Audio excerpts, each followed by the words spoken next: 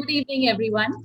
A very warm welcome to our speaker of the day, Ms. Ashlesha Thakur, our esteemed floor members, and our lovely participants.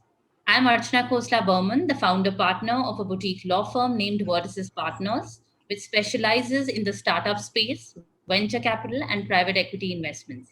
I'm an active member of Picky Flow, and I'm spearheading the Startup Caravan series.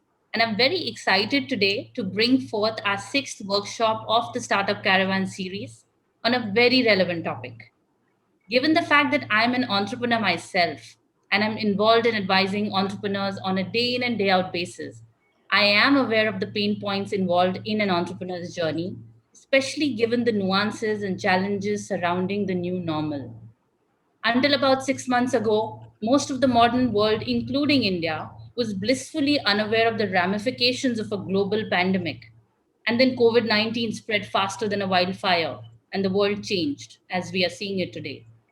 While many have lost their businesses and jobs, many others have also seen exponential growth in this period. Entrepreneurs have been very innovative. They have considered alternate revenues. Some have digitized their offerings, pivoted business models. And I think that's what we truly call an evergreen adage that with adversity also comes opportunity. And that's what the session today is exactly about, to not just survive, but thrive in the new normal. So, what does this really mean for our new and aspiring entrepreneurs? What lessons can we learn so we can go about making a difference to the world? We will discuss some aspects of this impact in this session today. With that, I hand it over to Sharmila Pandey to say a few words and introduce our speaker of the day. Thanks, Archana. Yes, this this new normal is a word that is being bandied around, and we are all wondering what to do. And the biggest thing is, how do we pivot? Some of us are currently, trying to figure, is this the right way? Is this the way we should go? And innovation, I think, is the way forward. And we have one of the best persons, Ashlesha, for this. My name is Sharmila Pandey, and I'm also an entrepreneur. I'm a founder of Step Up Parenting and Step Up Wellbeing. Uh, and we are trying to figure how to, even get the parents to come in, think differently for their children. They are actually looking at even things like homeschooling now that the children are not in school, what to do with them. And Ashlesha is actually the right person. She has spent 2.5+ decades in the education sector. She is the CEO of Lead Innovation, a passionate educationist, having set up nearly 25 schools in that sector, trained over 60,000 plus teachers in 1,500 schools.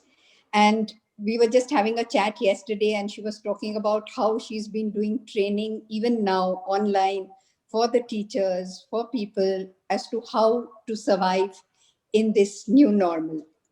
So Ashlesha has conceptualized and implemented large-scale training programs for teachers and is a trained school accreditation assessor from NABET. She specializes in strategic planning, brand development, school operations, and passionately evangelizes better parenting. So that's where the two of us are, in the same field: how to work with parents, how to connect with parents. A proven strategist with expertise in managing entire project operations, she focuses on top line and bottom line profitability by ensuring optimal utilization of resources. She has presented numerous papers in India and abroad, in places like Saudi Arabia, Japan, Germany, and Singapore. In India, she has spoken in various forums such as NCRT, ASSOCHAM, CIA, CII, Wipro Partners Forum, etc. She is a certified master trainer from Dale Carnegie, Khan Academy, and DISC profiling. She has won many awards in these last 2.5 decades, the most recent being the AWWA Excellence Award in August 2020, the Woman Superachiever in Education by ASSOCHAM in 2017. She has been awarded the Thought Leader in Education Award by the World Education Congress in 2016, Woman Entrepreneur in Education Award by DNA Education Awards in 2016, and the Leading Woman Entrepreneur Award in the 6th Annual Women Leaderships Conference in 2015. So as you can see, we have a super lady to talk to us on the way forward. And we are looking forward to a really thought-provoking session on how to survive and thrive in the new normal. Over to you, Ashlesha. Thank you so much. It's such a pleasure to be here today. And a very, very big thank you to Sangeeta Mal, to Sharmila, to Archana, and to Gauri for having invited me here. We are small in numbers, but आज शोर करेंगे, कुछ मस्ती करेंगे, and let's all have a conversation. The pleasure of doing a small session for a small group of people versus a large group, a small intimate group is actually far better because we get to know and talk to one another. So rather than this just being a one-sided conversation, I would attempt to actually bring all of us in. So सबसे पहले सबने क्या करना है, अपना video खोल देना है. Whether you're a part of the session or not, you're going to be opening your videos and we're going to be chatting today. So can I request Gauri and Zubin, sorry, Gauri and Zubin, of course, are the same. Harmeet and Aju, Sangeeta, put your videos on. I'd love to see you because I derive my energy from all of you. That's great. So Zubin, welcome.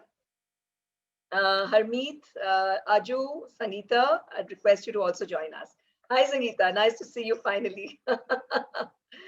Okay, so I want to start the session with a small story. Okay, this is a story of Manoj Khandelwal. He's the owner of a startup called Workshala. This is a co-working space in Bangalore, thriving business. And then, of course, like COVID happened, and then suddenly everyone work shifted from home. So while there is pandemic has caused so much a problem, the biggest problem is for those who are actually leasing out space because there is no idea as to when normalcy will return and when will offices reopen. So what did Manoj Khandelwal do? Manoj Khandelwal actually went out and he started studying the problems that people were having working from home. And he suddenly realized that homes were not equipped to be offices. And the biggest problem was that people didn't have the right kind of furniture. So he pivoted and started an initiative called Homescape, in which he started getting people to sit on the proper furniture, tables, desks, chairs, other office paraphernalia, with the idea that productivity will actually increase. So here you have an example of someone who has actually found and pivoted very beautifully and has started thriving in the new normal. Fact is that change is upon us. And this is something I don't think any of us can wish away. Consumer behavior is changing. And exactly as Archana said, that there are opportunities and there is a crisis for some sectors, but there's also equal amount of opportunities. I think the only thing that we have in our control is our ability to demonstrate agility, courage, and adaptability. And I think that is what will be the new paradigm as we move along. A quick introduction to my organization, and give me a second to get my presentation up.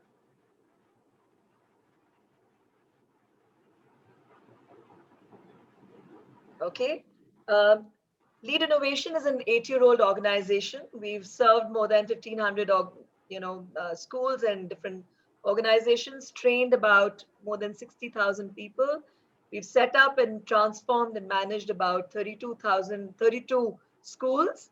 Our vision is to strengthen organizations by working with their greatest asset, people. So Harmeet, this is where you and I also, in fact, connect because you are the HR person, and this is what we also do is help organizations understand the value of this asset and really take this asset forward in meeting their own goals and objectives. We basically work in the area of content development. We do a lot of training. We do a lot of audits.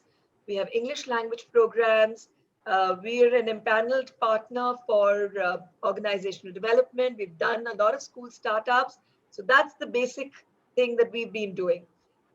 Through this journey, there have been a lot of organizational awards besides the personal awards that I've received. But I think the bigger issue here is that we were set in January for 2020 to be our bumper year. We're in the 8th year of our existence, and this was supposed to be our bumper year. We'd already signed 3 very big contracts. And by mid of March, the realization started dawning on us. And the realization was that most of our projects cannot take off the ground because we work in schools, we work with organizations, everything is hands-on. And if schools have closed down, naturally, how will those projects actually get implemented? So with a little bit of, seizing the movement, with understanding and identifying appropriate opportunities, we have been able to survive. And I think that is something that we are very proud of. Otherwise, it would have been curtains down for lead innovation for at least this year.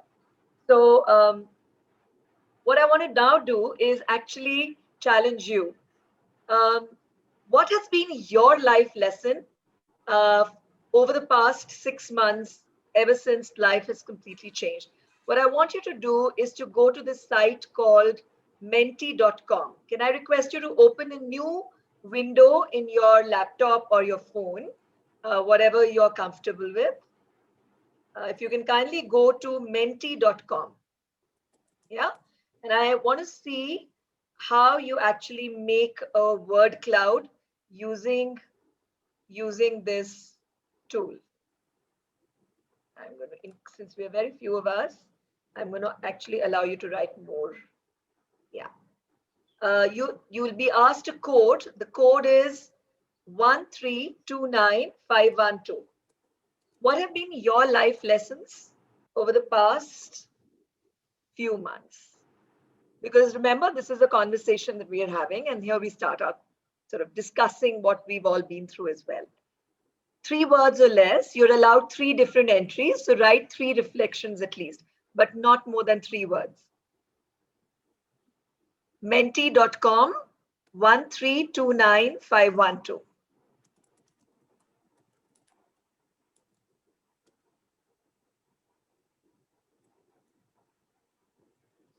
If you have a problem, just ask me. Yeah, there we are. The very first response. Gratitude, perseverance, and patience. Beautiful.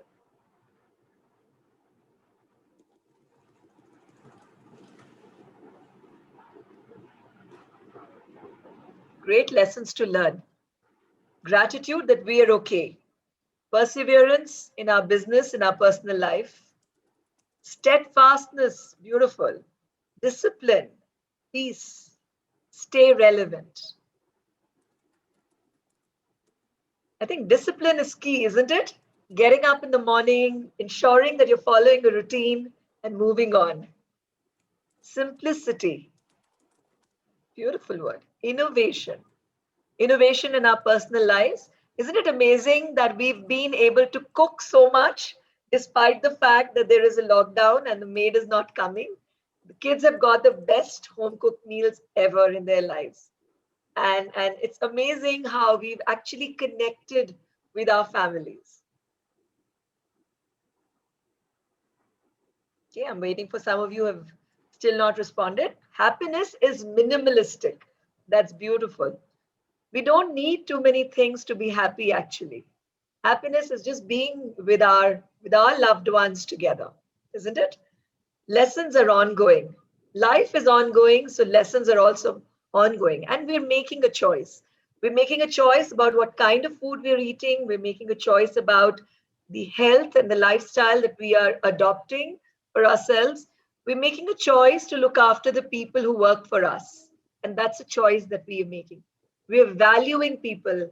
How many times all the support staff that worked in our houses, in our offices, whom we, of course, were of course grateful to, but we've suddenly realized that look at the quantum of work they do in order to make our lives comfortable and smooth, right? I just want to check, has everyone written? Yes? Archana? Have you responded? Gauri, Harmeet? Of course. Yeah. Okay, great. Okay, tell me, pick up one point that has struck you out of this lot. Archana.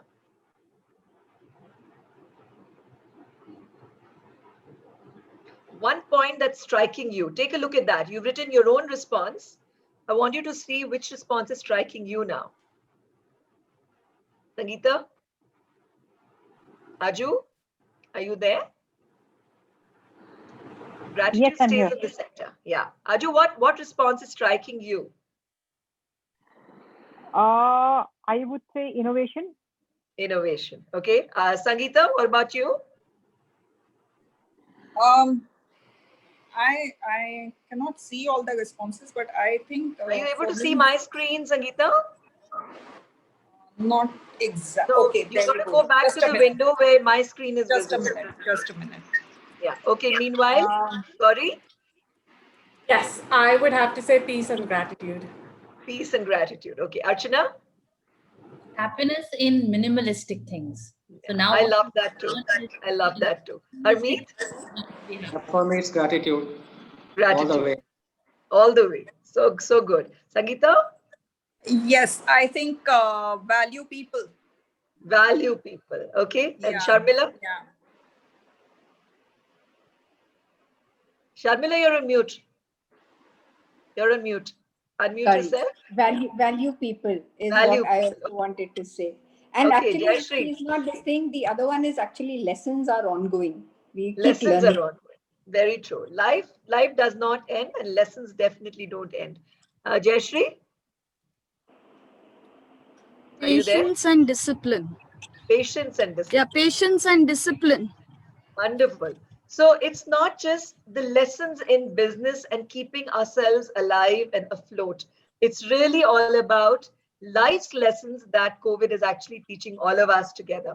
And I think that is such a beautiful way of actually understanding that the ongoing and the lasting impact that this disease is, this time is going to have on all of us.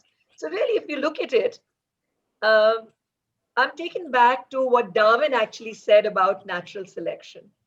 The fact is that organisms that are better adapted to their environment, who have the strongest genes, and those who can adapt to the ongoing things in life are the ones who will survive. So the present day is actually a huge story in not just survival, but also in adaptation or understanding that that we can perish if we don't actually think about what we are actually doing. Look at some of the top companies that existed some time ago. Look at Nokia, for example, or Barnes and Nobles, or Kodak. All these companies were market leaders at one point in time, and suddenly today they're non-existent. What does this teach us? One very simple thing, that we may be the market leaders today, but in actuality, we may be out of existence tomorrow. So adaptability then becomes the fundamental feature that any organization has to think about. And we need to constantly understand how can we adapt so that we are relevant and we continuously thrive in the new things. I don't know if any of you have come across this term. It's a VUCA world. VUCA stands for volatile, uncertain, complex, and ambiguous. And the fact is, the complexity and the uncertainty of it all is compounded by the economy. We've already seen that India was already in the throes of a slowdown even before COVID hit, and now a minus 23% in quarter 1. They're looking at a recovery. RBI has promised that it's only going to be a 9.5 shrinkage of economy, and the markets have also responded well to the statement. But the fact remains that for most of us who are in the MSME sector, for us, life is going to be even more tougher. So then the question is, what do we do in order to survive and thrive given this kind of a context? So we're going to actually discuss this via a case study. I think this is a typical case study that you would probably relate to. Megha Deshpande runs a coaching center in Pune. It's a 12-year-old center, runs classes from classes 9 to 12 for science and commerce students, but a very thriving center. 250 students for a small center actually is a decent, very good turnover. Almost 50 lakhs is what she's earning, plus or minus. And then in March, she had to shut down the classes. And then once again, she reopened with her online classes, but attendance dropped to mid-50s. And then, of course, she had to let go of her staff due to inadequate batches. She's tried to reach out to old and new students, but hasn't met with too much of success. So what I want us to reflect is, do you think this organization will benefit if they register with the MSME now? I want you to respond on chat. If you could kindly go to the chat and respond over there.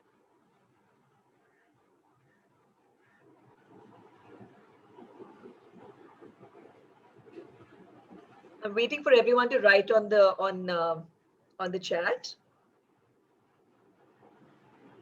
Do you think that, and if there's someone who doesn't know what MSME is, then MSME stands for micro, small, medium enterprises. Do you think it will help Megha to register with the MSME? Why? And why not? If you're saying yes, why? If you're saying no, why not? Both ways, I want a sort of a considered response.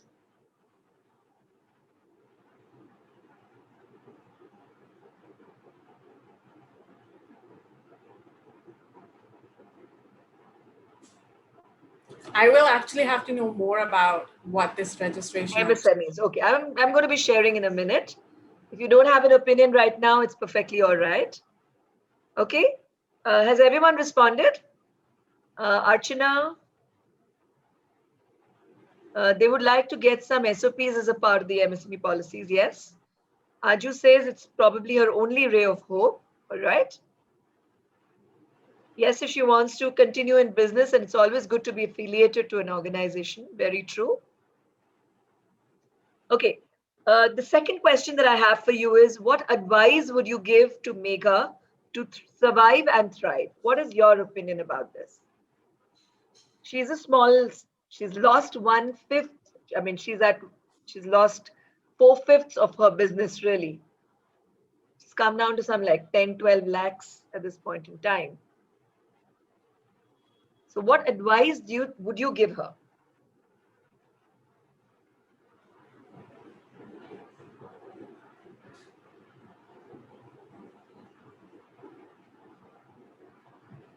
I think instead of writing, perhaps we can just talk, since there are only few of us. Archana, what do you think? Just give me 1 minute. I'm facing some network issue. I'm just sorting that out. Just give me one minute. Sure. Meanwhile, Sangeeta, what do you think? What advice would you give her? Yeah, I'm not sure if 4/5 of her students have dropped out. I'm not sure if she is in the right business, actually, because which means that, you know, there was no brand loyalty to begin with. I mean, students were coming maybe because of access, or it was close to their homes or something like that, and not because they were particularly fond of her or loyal to her. Because COVID or no COVID, if you know, a student latches onto a class or a teacher, they don't let go so quickly. They are hugely dependent on that service, emotionally also. True. So that means quality was an issue, right? Quality, I'm not sure quality, but I'm just saying brand recall. I mean, brand loyalty is a huge issue in this case. Yeah, since she's a very small entrepreneur, the idea probably is, and people come to tuition centers because of the quality of their own results. So if their own results, they didn't get good marks, it basically is reflecting on the fact that she was not serving their needs in an appropriate manner, perhaps. Correct. Right? So that's possible. Absolutely. Yeah. Because from a tuition center, you expect कि मेरे result अच्छे होने चाहिए. बाकी सब हो ना हो, मेरे result कैसे हैं? अगर मेरे result अच्छे हैं तो मैं नहीं छोड़ूंगी. I would like to continue. Yeah. Okay, Harmeet, what do you think?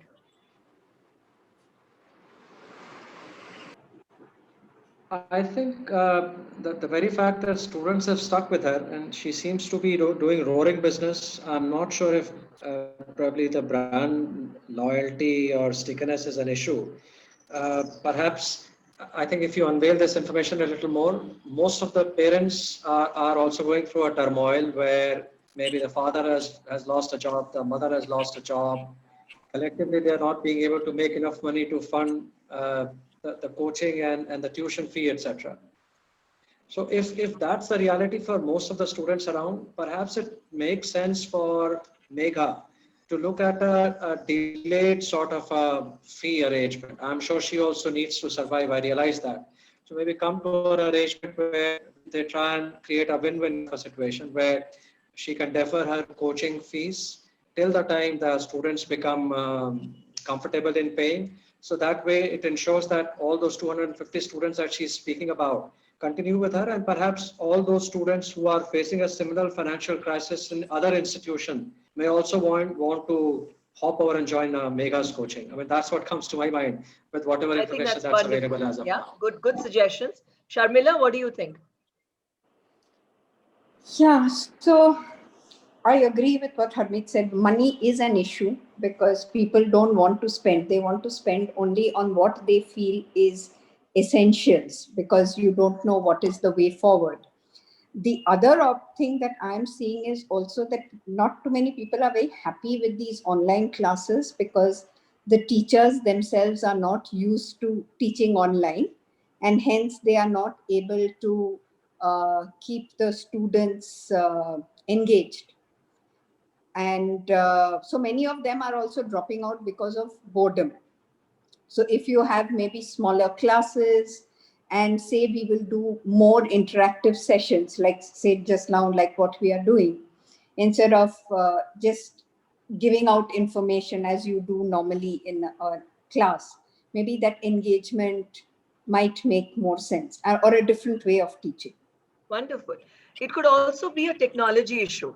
Yes. It's possible that her students, or many of her students, do not have, adequate technology devices. Exactly. Parents might be working off those devices and they simply don't have devices. They may want to do it. So she could probably consider so many other options. One option is like deferred fees is one great idea. Personal connections. Probably if I were her, I would reach out to, and of course the 12th class is gone, right? I mean, the class is passed out. So her 11ths have come to 12ths now. So she could probably do one-on-one with the children. She could talk to them about what challenges they're facing and create a customized solution in order to actually help them. So, so let's look at what are some of the ideas that will actually help from the session that I'm going to follow. Since Gauri didn't know too much about MSMEs, Gauri, here, let me explain to you. MSMEs are actually the growth engine of the Indian economy, providing employment to more than 110 million people across the country, delivering about 30% of the GDP of the country. The fact is that Actually, I just wanted to clarify that I knew what MSME meant, but the question was, should she register with MSME? So I did not know what MSME. that meant. Okay. Yeah. All right. So you would realize that MSMEs typically face a lot of challenges, and the challenges are basically four. And if I look at the entire spectrum, one is of course finance, second is scale, third is technology, and fourth is capacity, production capacity. So, and of course, people they usually land up because of financial bandwidth. They usually land up taking people who are not very skilled, and it's always a matter of managing, rather than really growing to scale and moving up the ladder. So at this point in time, more than any other time in life, the government's focus on MSMEs has been very, very strong. I'm not sure if you're aware that today MSMEs are getting by registering with the MSME, there is a benefit in getting government tenders because almost 25% of all requirements of PSUs and government departments is mandated to come from MSMEs. It is important that you get easy access to credit. Government has allocated more than 3 trillion as of now INR to be given by banks in order to help the MSMEs. You even get compensation for your ISO certification. Interest rates are very low. and more, even the payment, if you're working with a government tender, payment within 45 days. Government has even restructured in a way that the Employee Provident Fund has been reduced, and more leeway has been given. Government has also said that there would be no global tenders for tenders which are below 200 crores, thereby actually allowing the MSMEs to actually step up and take charge and come forward. So definitely, if Megha wants to improve her tuition center, she could pivot and get into government tutoring. For example, Delhi government brought out a tender, and Megha would have actually been a perfect fit for that tender, because that was about improving maths. So she would be able to participate in a tender like that at this point in time, and probably that's something that she could consider. Okay, moving forward, when we're looking at the skills of surviving and moving on to the journey of thriving, what really comes out is that these are two very distinct skills, and skills need to be learned. McKinsey is saying more and over again that we need to leverage our training budgets rather than cutting costs on training, which is what a lot of MSMEs are doing at this point in time. We need to spend time in building our capabilities. So, learning the skills to survive, which are in fact different, to developing capabilities to thrive, are two different skill sets that we need to develop in our own workforce. So, for example, if what are some of the skills to survive? These are essential knowledge skills, and skills that help us stay in business. They help us to manage risk, our customers, our workers, and our community. It could be something as simple as managing remote work more efficiently and productively, creating HR policies. And this is something, Harmeet, maybe you could probably focus on when you are doing the session next week, is creating compliances and policies and HR policies that actually allow productivity to be very high even when people are working from home. Even things on wellness. And Sharmila, this is where you come in, because there's a lot of stress that's happening in the workplace as of now. People are actually working longer hours. And since you're in the wellness space, this is something that would probably really help you if you could actually tie up with companies and start wellness programs for their staff. I'm sure over a period of time you would actually develop clients directly from this as well. And of course, finding the right work-life balance. On the other hand, if we look at the capabilities, which is coming out of what is known as the capability approach, these are actually capabilities which align with our organizational purpose, and they are helping us to drive innovation and business growth. Let me give you our own example. So like I said earlier, by mid March, we'd realized that we are pretty much sunk for this year if we don't sort of turn around.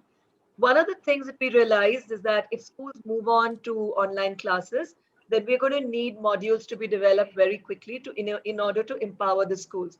So what we did was, the country went into a lockdown on 22nd of March.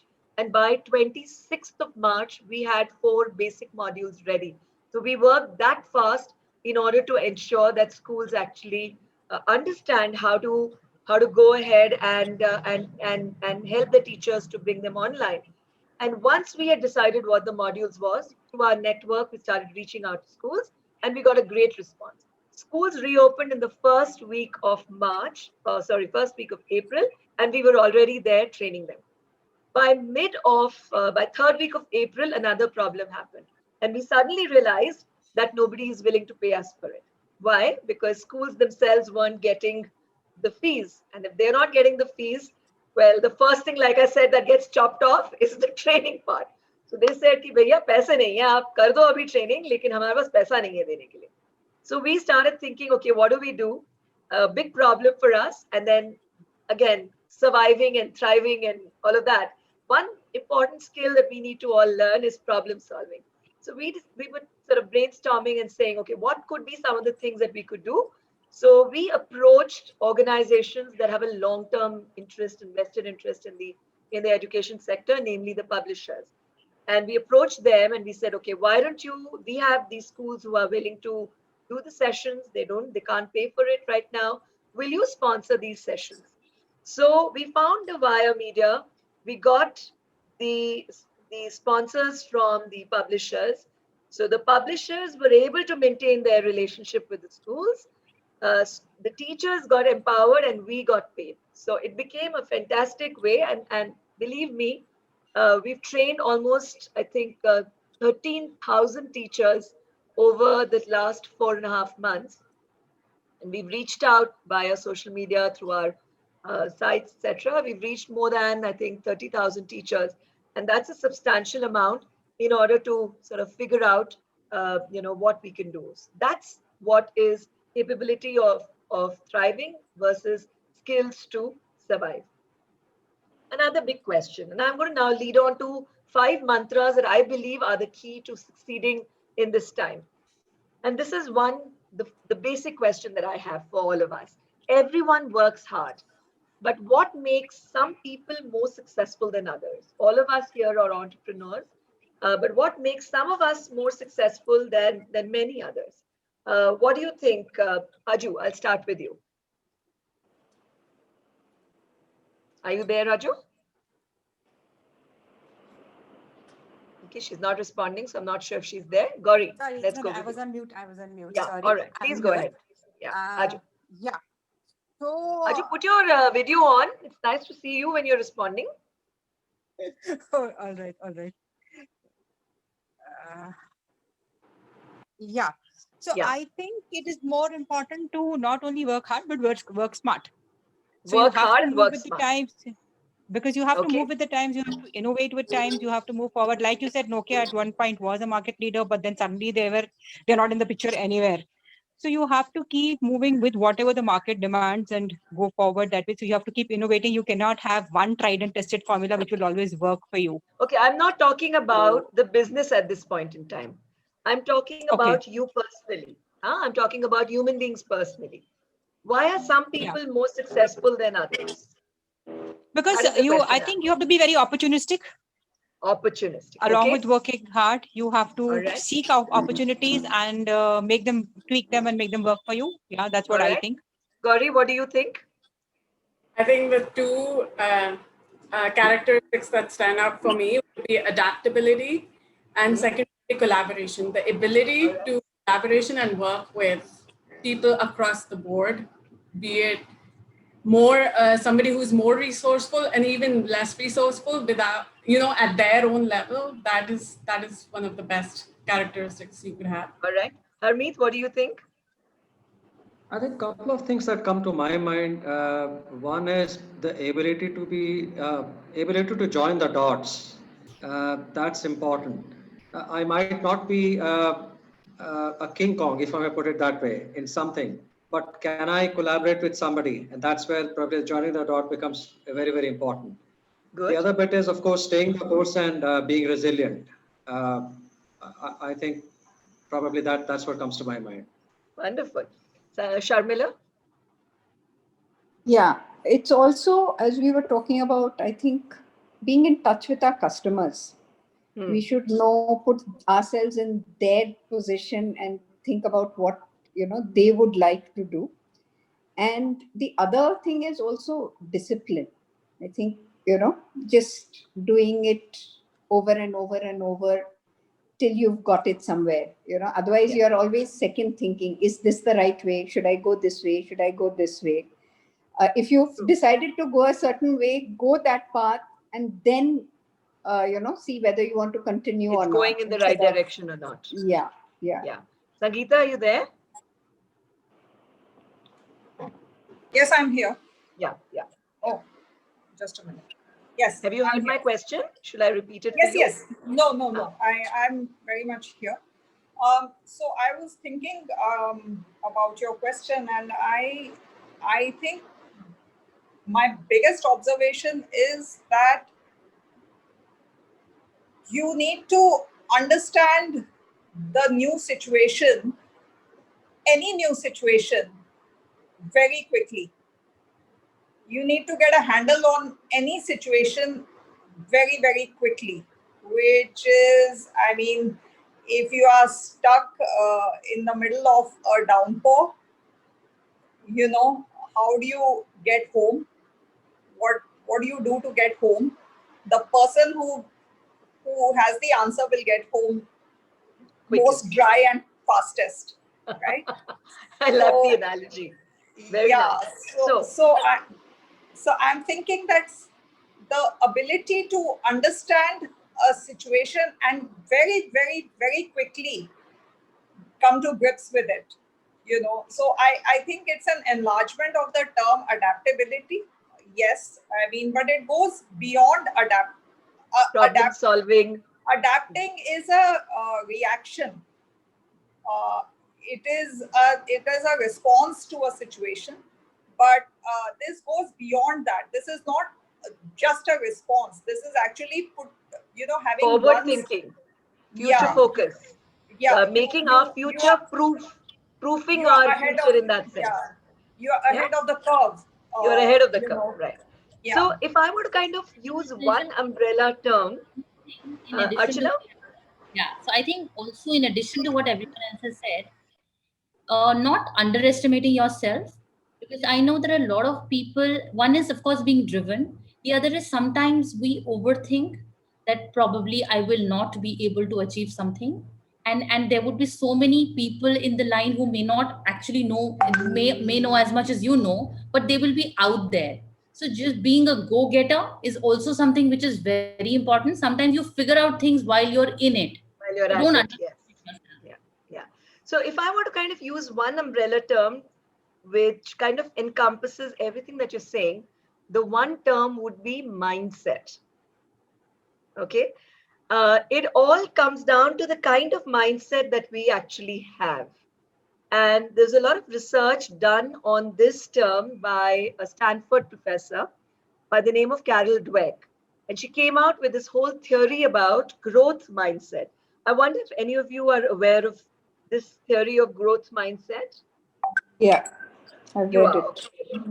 I think the others are not. So I'd love to take this opportunity to actually play a very short video about what growth mindset is. If you operate in the world of sports or education, you've most likely heard of the term growth mindset. It's a concept that's sweeping the world and changing and improving the way that people learn.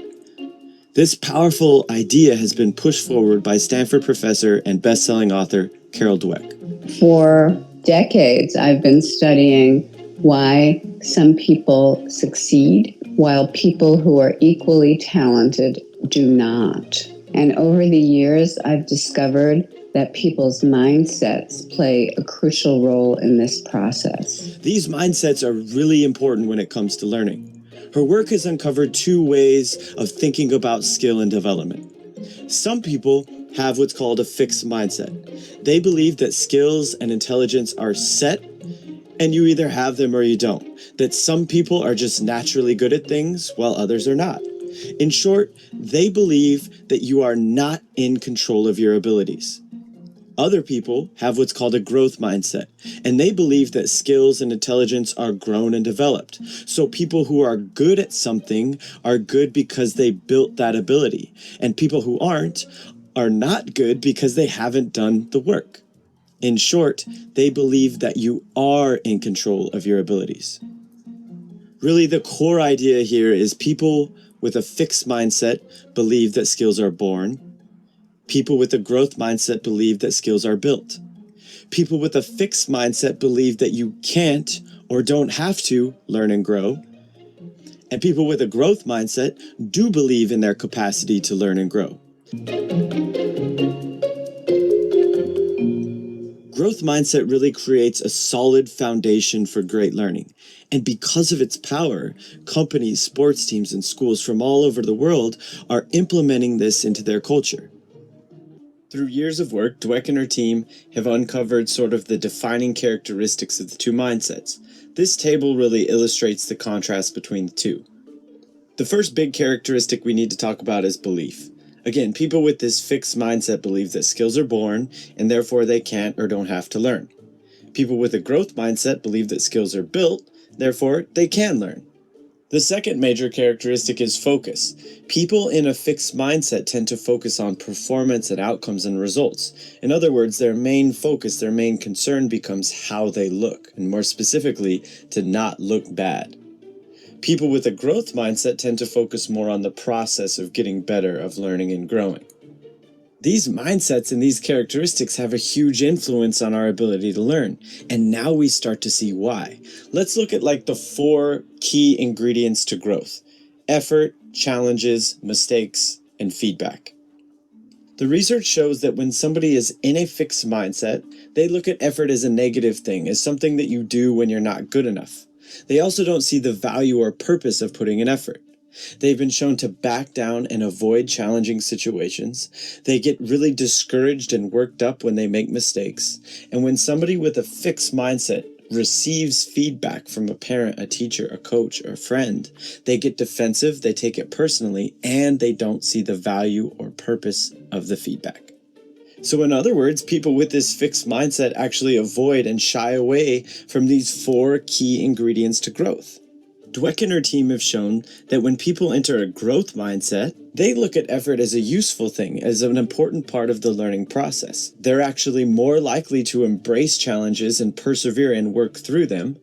They see mistakes as learning opportunities, and when they receive feedback, they actually appreciate it and use it. Now, the fascinating and important part of this table is to connect the dots between these key characteristics of the 2 mindsets and our actions and behaviors towards learning. Let's look at the fixed mindset side first. They actually shy away from putting in effort because they don't believe that they can change. They give up when they're met with a challenge and things get hard because they don't want to look bad. So in their mind, the challenge becomes a threat, and because they don't believe that they can change. They hate making mistakes and are discouraged by mistakes because if you're making mistakes, you're not looking good. And they don't see the value or purpose of feedback because they don't believe in their capacity to grow. So in one way or the other, every single one of these actions is a byproduct of these characteristics. And the same is true on the growth mindset side. They see the value and purpose of effort because they believe in their capacity to grow. They're more likely to take on a challenge and persevere through it because they believe that they can grow and because they're focused on the opportunity to do that. So they frame a challenge as an opportunity to get better. And by focusing on the process and believing in their capacity to grow, they're more likely to understand how important mistakes are in this process.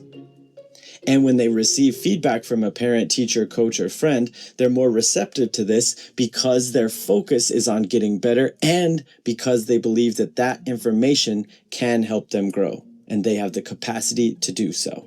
2 key points with this table. First, you're not just one or the other. This is a spectrum. And in different times, on different days, in different situations, you might be in a growth, while other times you'll slip into a fixed. But now that we understand how it works and we understand the characteristics, you can start to identify where you're at on the spectrum and, more specifically, the cause of that mindset. Is it our beliefs or is it our focus? Second, yes, these actions of learning are great, and they're definitely behaviors that we want. But we have to understand that they come from our mindsets. So to create a great culture for learning, it's about zooming in on beliefs and focus and creating a real growth mindset, which is one of the most important things we can do. Okay, so the first mantra in that sense is we need to develop a growth mindset. And believe me, no matter what I tell you today, this is the key message that I want. If there's one takeaway that I would really want to focus on, it is this. Everything else in life for us as leaders, as entrepreneurs, as people who are heading organizations, who are key people in the organizations that we are serving, this is the key. What is our mindset? If we can develop a growth mindset, and if we can teach this to the people who work with us, we will realize that as an organization, we will not only survive, we will in fact thrive. So this is the first mantra. For talking about the second mantra, I'm going to tell you, share a case study of an organization called MyGate. So MyGate is an app-based security community management system It's catering to about 4,000 gated communities today with about 1.2 million homes in about 11 major cities. This was founded in 2016, and they have certain features that actually allows it to go. In fact, despite its losses, today MyGate is surviving, not just surviving, but actually thriving. Because during COVID, they actually pivoted very quickly. They decided to offer a lifetime of free subscription to ease the hassles of the lockdown, but this was a limited period offer. They focused on safety. They started with tie-ups with different companies like Grofers, ITC, Boxate, StoreSay, etc., to ensure that essentials were delivered quickly. Worked with healthcare services, e-paper delivery, RWA, emergency alerts, etc., and of course, it benefited the RWAs. What is the one quality that is standing out in this organization that's making it survive and thrive today? What do you think? Sharmila? What is the one quality that's striking you at this point in time? I think quickly they understood that the old model will not work. Correct. And because you can see the difference between their features now. See Yes. what was there earlier and what they added on in order to meet the current circumstances. Very yeah, good. so they understood what is required Very and good. hence The ability pivoted. to pivot is what you're saying, right? Adaptability again. Sangeeta?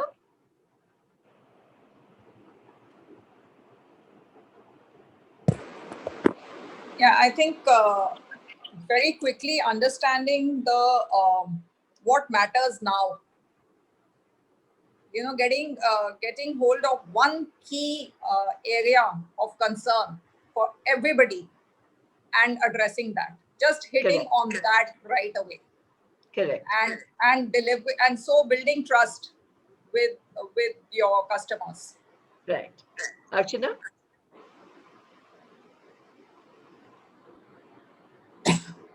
Having the optimism and, like you said, the growth mindset to be able to Right. quickly. Gauri? I actually agree with all of them. So it was the biggest advantage that they had where they could quickly make sense and adapt to their changing circumstance. Right.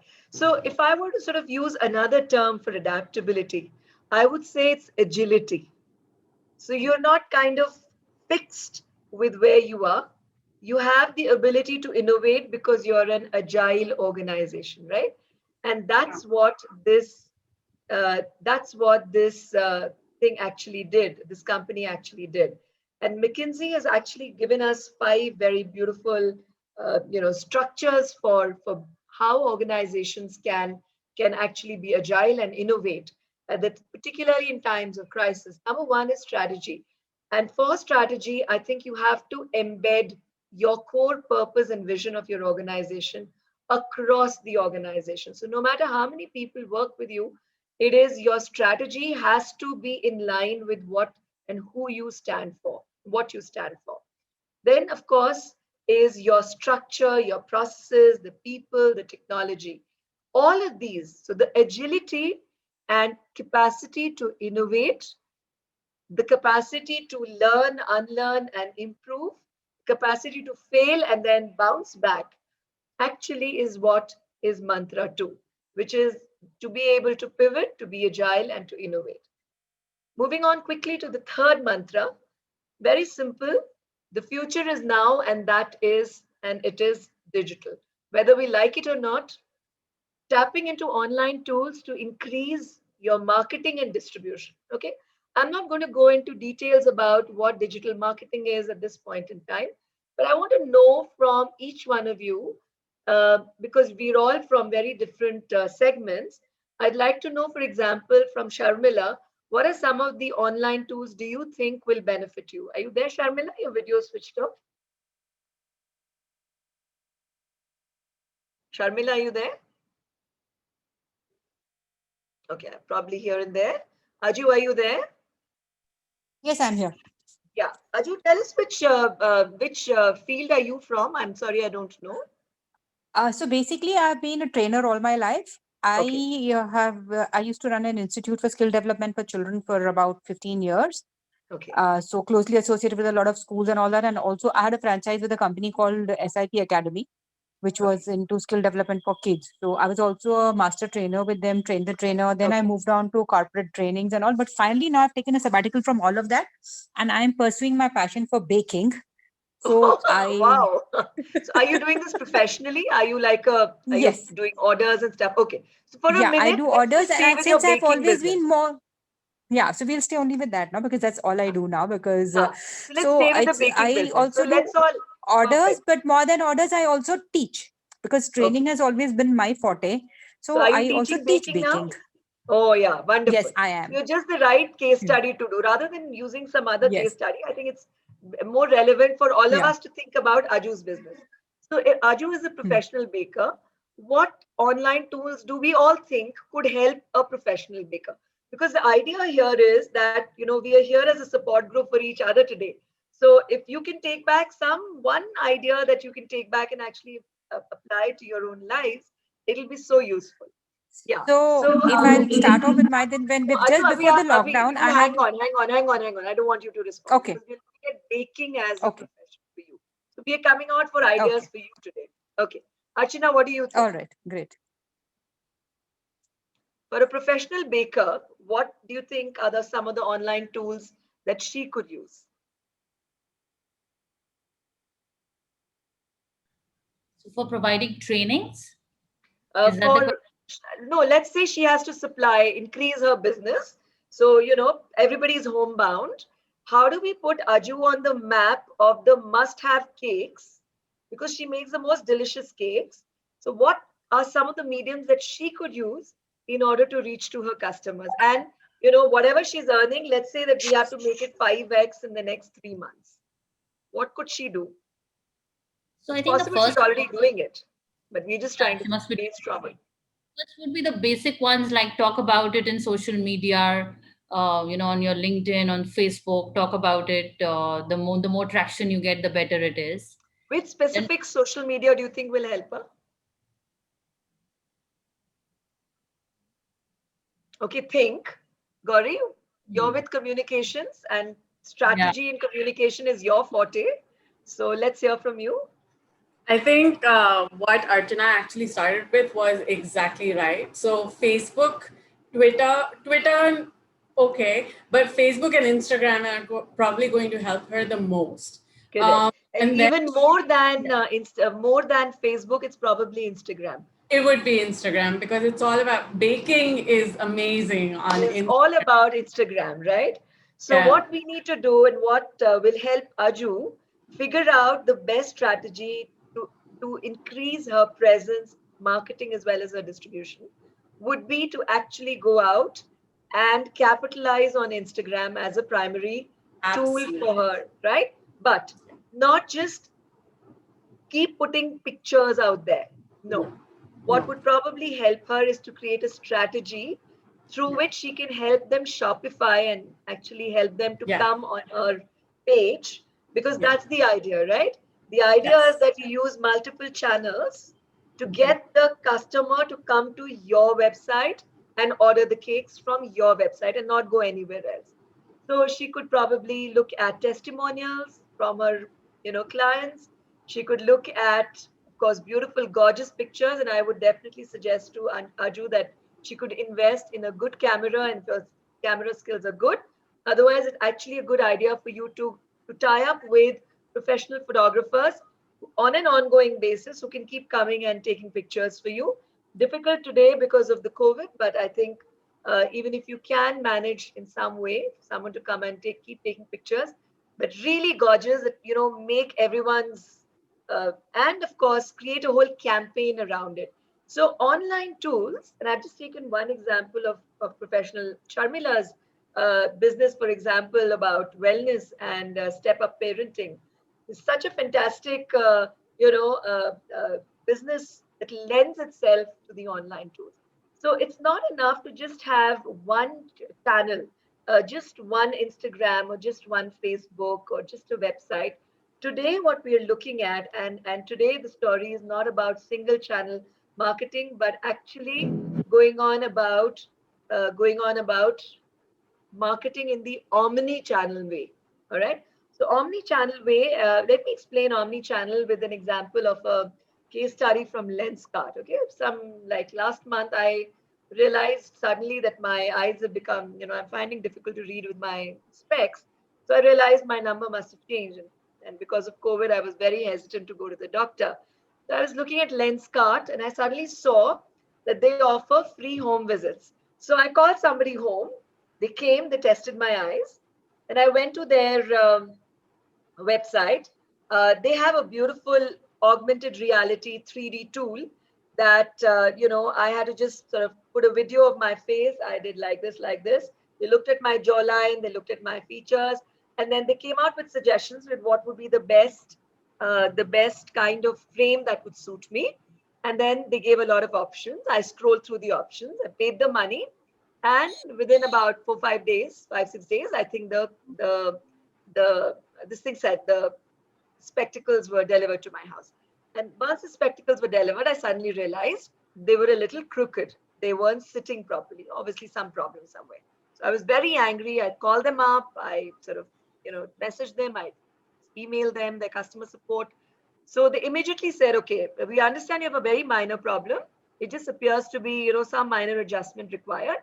We have two options. You can either send this back to us and we can replace it, or you can go to the nearest store and we'll find out which is the store which is nearest to you in Pune, and you go there and see if they can actually just help you out, which is what I did. I went to the store and in exactly half an hour, I had got that thing fixed up and I had come back. And then I got almost 3 customer service calls asking if I was satisfied with their service, asking if it was all right now. And this was a fantastic experience. So what did Lenskart actually do right? Number one, they sensed my needs. They assessed my needs correctly. Number two, they had an online medium. They had an offline medium. Between the two mediums, they were able to resolve all my issues. And I know I would probably go back to them for the next time that I need a pair of spectacles. So what does omni-channel therefore mean? Omni-channel is where we're actually combining multiple channels. It's combining both online as well as offline mediums. And when we synchronize both these things together, that's when the magic starts happening. So if, for example, Aju wants to capitalize on her, and tomorrow she decides to, convert and create a small bakery, take up space for a small bakery near her house, Aju could actually consider using omni-channel method in order to actually go out and do it, and go out and actually do her marketing. So if you just take a look at this process, it starts with awareness. And I want both Sangeeta and Aju to pay attention to this because they're running their own businesses. It starts with awareness. You've got to be able to create awareness about who you are and that you exist. From there, it goes on to interest. From there, it goes on to consideration to buy. And then it goes on to purchase. And then once you've done these 4 right, the next step is retention and advocacy. You want people to come out and talk for you. So that's the real whole value chain that we need to actually think about. And the best thing is that very small businesses, even like ours, whether it's your business or mine, each of these aspects then become extremely critical for us to grow our business. So whether it's a normal time or whether particularly during the times of COVID, I think the idea is that how do we actually grow our business? And now I want to ask Aju. Aju, tell me, you've seen what I've shared. Now I want you to tell me, what is it that you're not doing? What do you think you can adapt out of this? See, I'm pretty much doing quite a bit because if you see my Instagram page, we are very, very active over there. So before the pandemic, we were at some 900 followers. We are now close to 5,000 followers. I regularly go live and do a lot of free live recipes on my page so that we get traction on that. And we do all of that because my end goal is I do take orders, but I'm more about teaching. So I focus more on having so we have a lot of pre-recorded modules which we have created online where we are selling the classes, different modules. So those are so we have a separate highlight for testimonials. We have a separate highlight on our Instagram page. So we do keep regularly get the reviews, post them. So one of the suggestions that I think will really help you is have a buy button in all the channels that you're doing. The minute you click, because if you don't have a buy model, remember, you're not converting that customer to buying your program or buying your cake. So, and that is in fact the key. So whenever you are creating your web, your web design or your Instagram, remember to always add the buy button. And I think that goes also for Sangeeta, for Sharmila. So if you want to increase your business, make it easy for people to find you.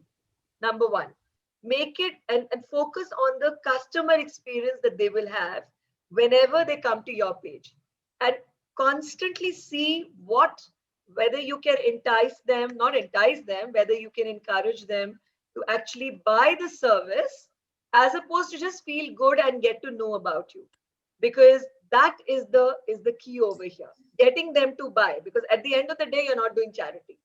Idea is कि भाई जो भी है मेरा या तो training programme खरीद लो या मेरा केक खरीद लो, दोनों में से कोई एक, right? You want business to grow at the end of the day, and that is how you would actually do it. Okay, so do consider some of these ideas, I think. And the last point, of course, is the fifth mantra is transformational leadership. Leadership is influence, nothing more, nothing less. And we build this through our words, through our behavior, and through our attitude. Leadership during the times of crisis requires for us to develop the right processes and also to develop the right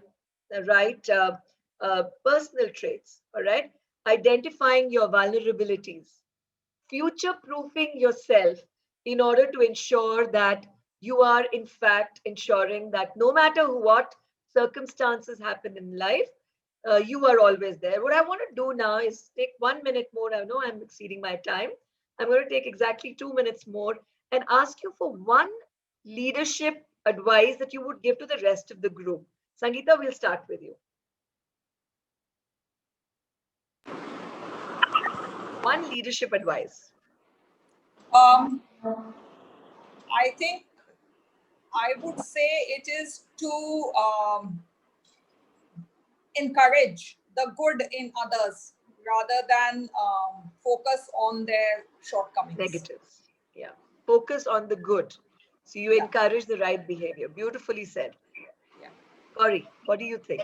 One leadership advice.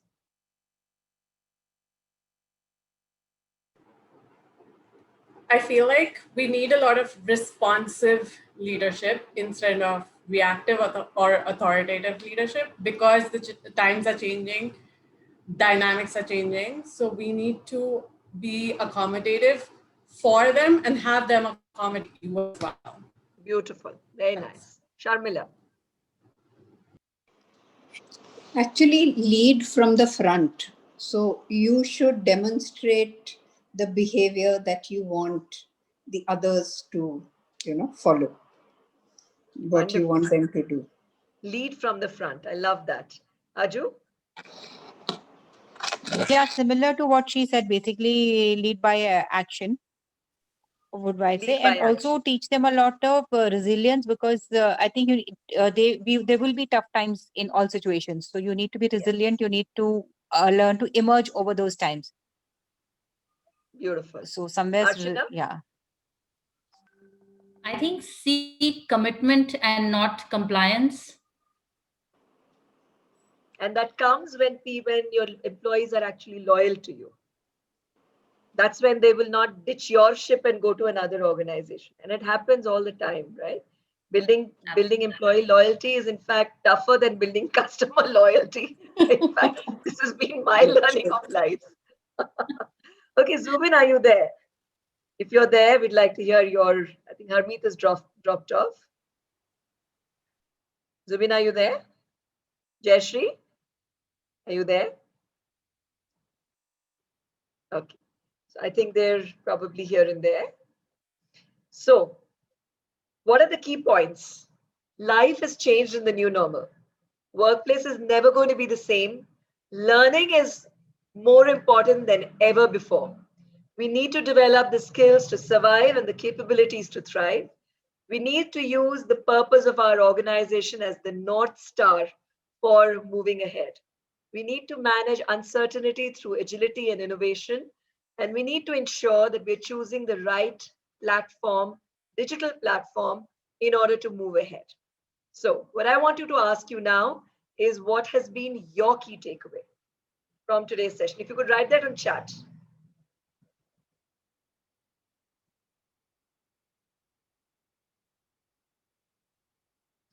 What has been your key takeaway today?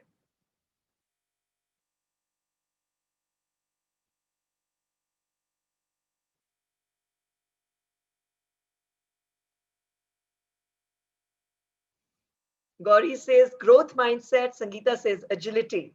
Lovely. And Harmeet has passed a message that he had another session, so he had to switch off. Sharmila says digital. Sharmila has this, I hope you'll think of ways by which you can improve your digital footprint and reach out to other organizations. Growth mindset for Archana as well. Wonderful.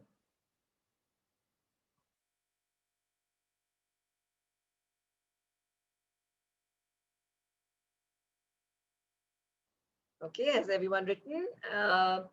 Jayashree is saying adaptability. Lovely. Very nice. Growth mindset along with opportunistic mindset. Okay, wow. Seizing the opportunity in order to grow. Beautiful. So thank you so much for joining me on today's journey. I think everybody has responded if I'm not wrong. Here are my email and my phone number. I'd love to know whenever you are able to pick up something from here and you implement it, do share your success story with me via email or by WhatsApp or just call me. I'd love to be associated with FICCI Flow as well. And here's cheers to all of us making a difference in everyone's life, not just our own organizations. Thank you very much.